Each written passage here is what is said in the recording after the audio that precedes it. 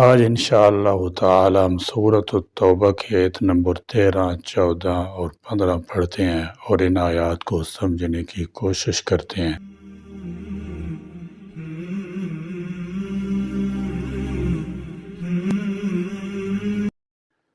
اعوذ باللہ من الشیطان الرجیم، بسم اللہ الرحمن الرحیم۔ الا تقاتلون قوما نكثوا ایمانهم وهموا باخراج الرسول وهم بدؤوكم اول مرة اتخشونهم فالله احق ان تخشوه ان كنتم مؤمنين قاتلوهم يعذبهم الله بأيديكم ويخزهم وينصركم عليهم ويشف صدور قوم مؤمنين ويذهب غيظ قلوبهم ويتوب الله على من يشاء والله عليم حكيم۔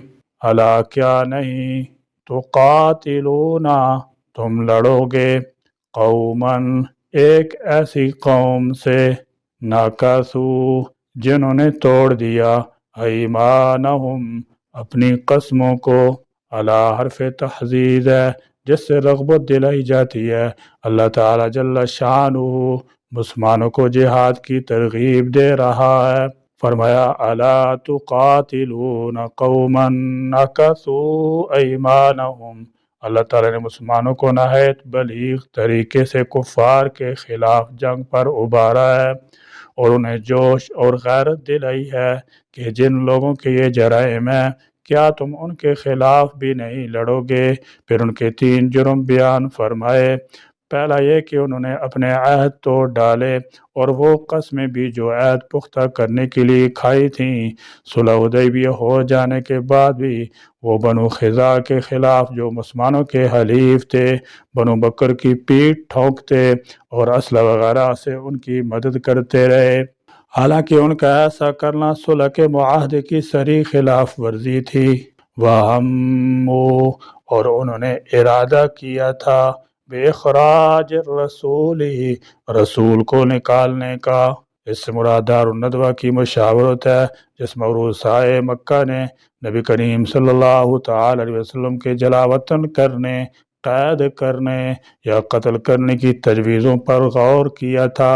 دوسرا یہ کہ جب رسول اللہ صلی اللہ تعالی علیہ وسلم مکہ میں تھے تو وہ آپ کے خلاف منصوبے سوچتے رہتے تھے، جیسے کہ سورہ انفال آیت نمبر 30 میں گزر چکا ہے کہ قتل، قید اور کم از کم یہ کہ آپ کو مکہ سے نکال دیں۔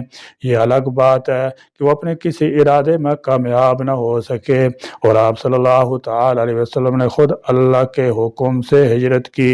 وَهُمْ اور انہوں نے ہی بَدَؤُوكُمْ لڑائی شروع کی تم سے، اول مرۃ پہلے اور فرمایا تیسرا یہ کہ پہلی بار لڑنے کی ابتدا انہوں نے ہی کی تھی کہ بدر کے موقع پر جب ان کا تجارتی قافلہ بچ گیا تھا تو انہوں نے واپس جانے کی بجائے خواہ مخواہ جنگ چھیڑی۔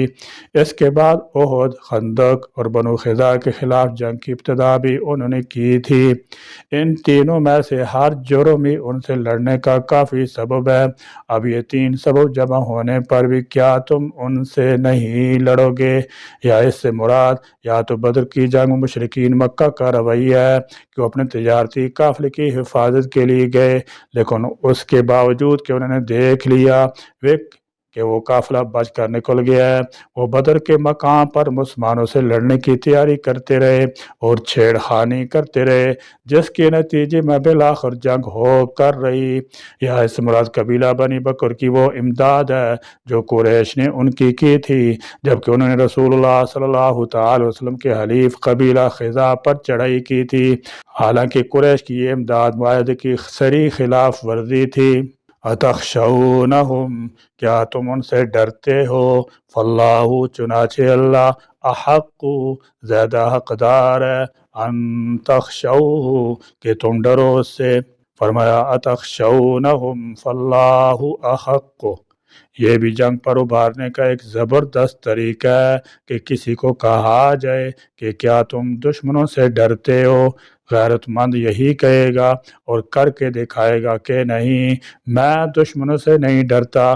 پھر مسلمانوں کی ہمت بندھائی کہ تم تو اللہ پر ایمان یقین رکھنے والے ہو کہ فتح و شکست اور نفع و نقصان اسی کے ہاتھ میں ہے۔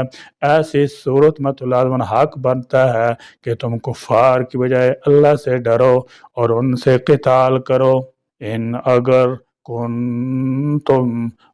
تم مؤمنین، ایمان لانے والے۔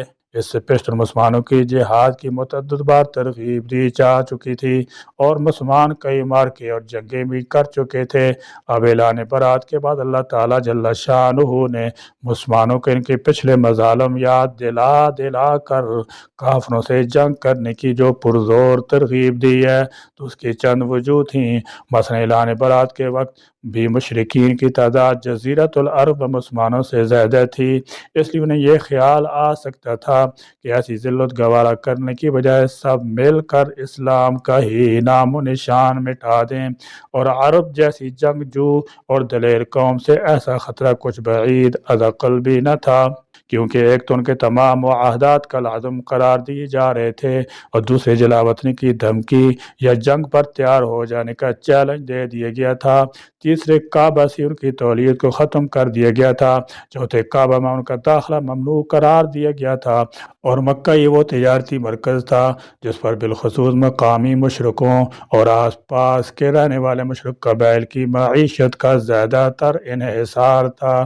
پانچویں یہ کہ جو لوگ نئے نئے مسلمان ہو رہے تھے ان کی اکثر اقربا بھی ابھی تک مشرک تھے اور ان سے تعلقات برقرار رکھنے کی کوئی صورت نظر نہیں آ رہی تھی، لہذا ان وجوہ کی بنا پر یہ عین ممکن تھا کہ سب مشرک متحد ہو کر مسلمانوں سے ایک عظیم جنگ کے لیے اٹھ کھڑے ہوتے، یا کم از کم عرب بھر میں وسیع پیمانہ پر مسلمانوں سے خانہ جنگی شروع ہو جاتی۔ لہذا ضروری تھا کہ ایسے موقع پر مسلمانوں کو جہاد کی پرزور تلقین کی جاتی اور ان کے ذہن سے ان خطرات کو دور کیا جاتا جو اس پالیسی پر عمل درآمد کرنے کی صورت میں نظر آ رہے تھے، اور انہیں ہدایت کی جاتی کہ انہیں اللہ کی مرضی پوری کرنے میں کسی بات سے خائف نہیں ہونا چاہیے۔ قاتلوہم، تم ان سے لڑو، یعذبہم، کہ عذاب دے گا انہیں، اللہ بِأَيْدِيكُمْ، تمہارے ہاتھوں سے۔ فرمایا قاتلوہم یعذبہم اللہ بِأَيْدِيكُمْ، ان دو آیتوں میں اللہ تعالیٰ جل شانہ نے عہد توڑنے والے کفار سے لڑنے کی صورت میں مسلمانوں کے ساتھ 5 وعدے کیے ہیں جو سب کے سب پورے فرمائے گئے۔ پہلا یہ کہ یعذبہم اللہ بِأَيْدِيكُمْ، یعنی پہلی قوم پر اللہ کی طرف سے قدرتی آفات کے ذریعے سے عذاب آتا تھا، اب تم ان سے لڑو، اللہ تعالیٰ تمہارے ہاتھوں انہیں عذاب دے گا جو کفار کے قتل، زخمی، قید ہونے اور ان سے مال غنیمت کے حصول کی صورت میں ہوگا۔ وَيُخْزِهِمْ، اور رسوا کرے گا انہیں۔ دوسرا یہ کہ یخزیہم، انہیں رسوا کرے گا، ان کی فوجی قوتوں کا گھمنڈ توڑ کر، ان کی حکومت کی عزت خاک میں ملا کر انہیں ذلیل و رسوا کرے گا۔ وَيَنْصُرْكُمْ، اور مدد کرے گا تمہاری، علیہم، ان کے مقابلے پر۔ تیسرا یہ کہ وَيَنْصُرْكُمْ عَلَيْهِمْ، ان کے خلاف تمہاری مدد کرے گا اور تمہیں غلبہ عطا کرے گا۔ اس سے الگ اس لیے ذکر فرمایا کہ ہو سکتا تھا کہ کفار تو ذلیل ہو جائیں مگر مسلمانوں کے ہاتھ بھی کچھ نہ آئے۔ وَيَشْفِي، اور شفا بخشے، صدور قوم مؤمنین، مومن قوم کے سینوں کو۔ چوتھا یہ کہ وَيَشْفِي صُدُورَ قَوْمٍ مُؤْمِنِينَ، تمہارے ان سے لڑنے اور غلبہ پانے سے ان مومنوں کے سینوں کو شفا ملے گی۔ جب ان کفار موذیوں کے ہاتھوں ظلموں سے تم سہتے رہے، ان سے مراد وہ مسلمان ہیں جو مکہ اور دوسری جگہوں میں کفار کی ایذا کا نشانہ بنے۔ بعض نے فرمایا کہ ان سے مراد بنو خزاع ہیں جنہیں بنو بکر اور قریش نے بدعہدی کر کے سخت نقصان پہنچایا تھا، اور واقعی یہ لوگ بھی کفار کے زخم خوردہ لوگوں میں شامل تھے۔ وَيُذْهِبْ، اور دور کر دے، غیظ، غصہ، قلوبہم ان کے دلوں کا، اور پانچواں یہ کہ وَيُذْهِبْ غَيْظَ قُلُوبِهِمْ ان کے دلوں کے غصے کو دور کرے گا۔